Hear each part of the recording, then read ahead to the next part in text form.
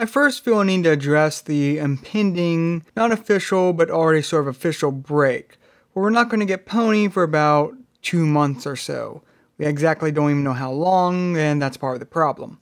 I have mixed feelings about this, and not in the typical, I'm sad that we're not going to have Pony for 2 months because, well, yeah, that's expected. On one hand, I'm glad to see that Hasbro is giving the show staff all the time they need to develop the show, and they're not rushing them like they did with the Season 3. However, the way they're handling this is just sloppy.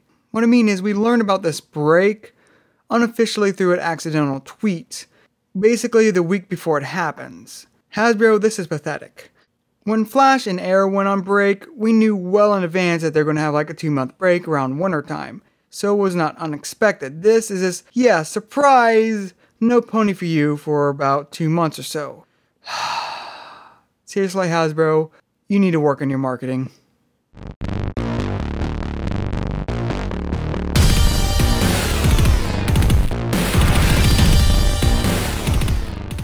Hello y'all, this is the Ninja DC, appearing in 2D this time around as I continue to tweak my post-lacquer format. And as my intro noted, it seems I will have some time for that. Yay? But let's get to the point. Luna!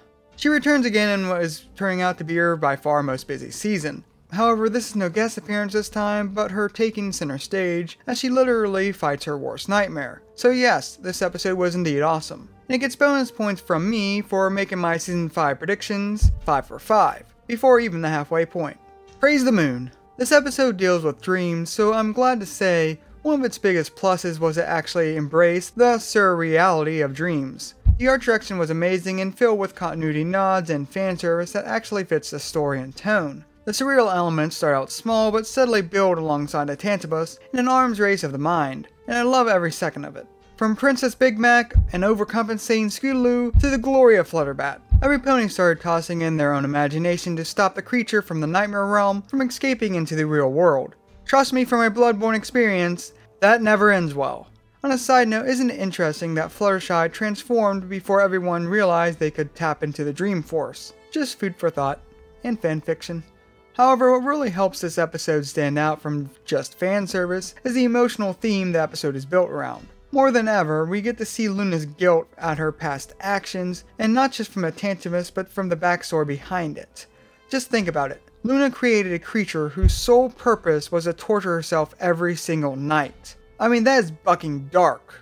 And building on this, we see throughout the episode that Luna keeps trying to take on all the burden, repeatedly establishing Luna's core conflict that needed to be resolved by episode's end. Said resolution also felt natural when the main six realized what was truly feeding the creature, and forced Luna to get over her guilt. This is what I love about animation.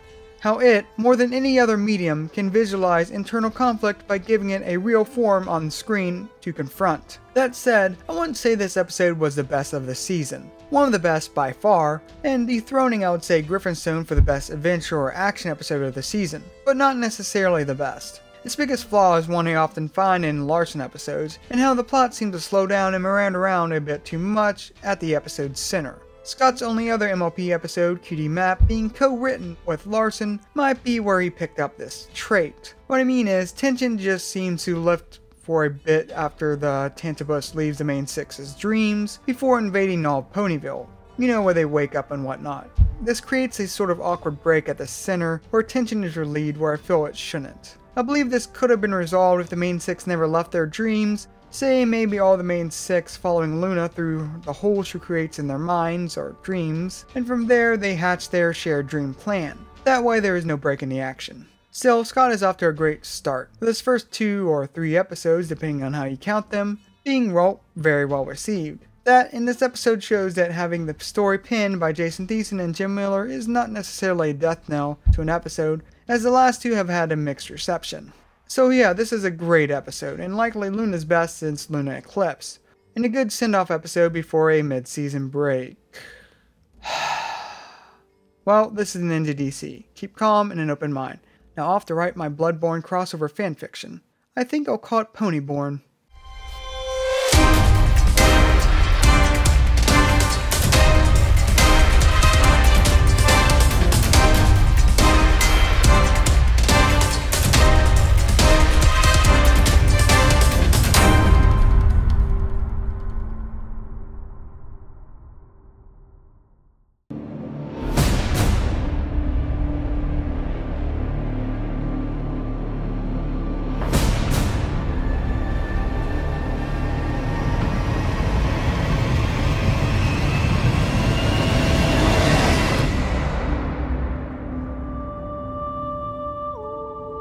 Let the record show that this committee holds him responsible.